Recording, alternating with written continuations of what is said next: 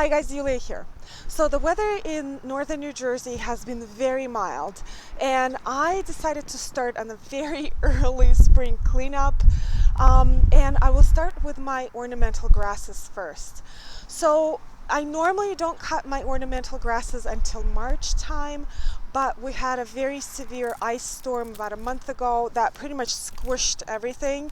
And the reason that I usually leave my ornamental grasses over the winter is because they have a lot of winter interest.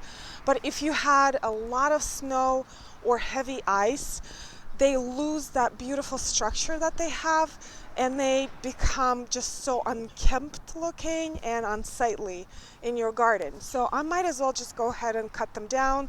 I will leave some of the shorter ones like the Hakinacloa right behind me, but the larger ones like switchgrass, Pennisetum, and Miscanthus, I'm just going to go ahead and cut it.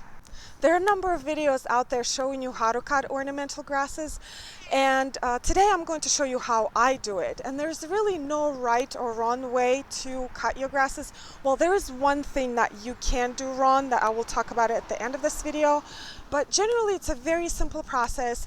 And what I do is I tie my grasses first, and I use any of the following tools to cut them down. And the tools are just regular pruners, serrated knife, and hedge pruners. So I usually select the tool depending on what kind of type of grass I have to cut and how big they are and how many I have to cut. If you have just few grasses to cut, just regular pruners will do, or serrated knife will do as well. If you have tons of grasses, I highly recommend a hedge pruner. I don't have a good one, so my blade usually gets caught up in the grass, but it's usually much easier way. Hi, Sol. It's usually much easier way to cut your grasses anyway.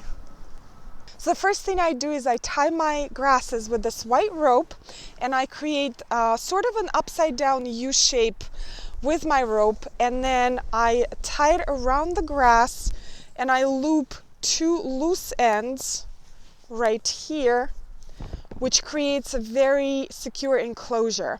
And the reason I like this white rope is because I have a lot of tough grasses like this Miscanthus right here, and if I don't tie it, it just flies all over the place and creates a big mess. If you have a smaller grass, you can use a piece of string, or you can also use a piece of bungee cord.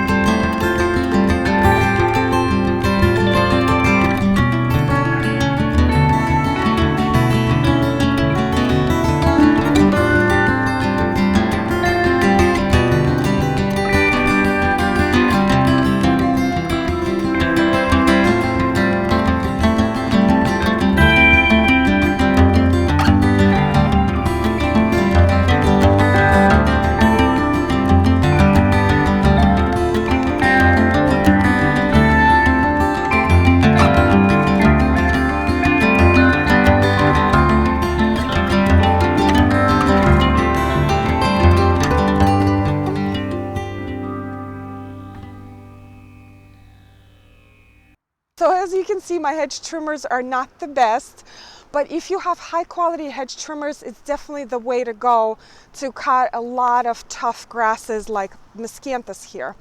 Now, my favorite way to cut is the serrated knife because you can cut a lot of grasses very efficiently this way. In fact, a lot of the contractors in my neighborhood, that's what they use to cut grasses on their clients' properties.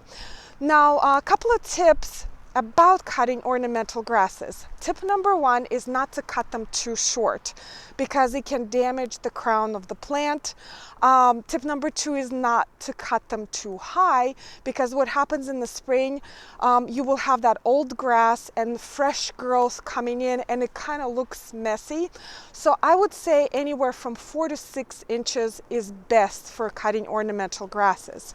Now, the beautiful dried grass that I have here, I can just put it out on the curb on my recycling day, or I can put it in the compost, which if I don't have enough brown material, which this is what it is, I can just go ahead and put it in the compost. Or I've seen some people shred the grass and use it as mulch on their perennial beds. Anyway, I hope that you find this video useful, and as per usual, if you have questions, let me know, and I'll see you next time.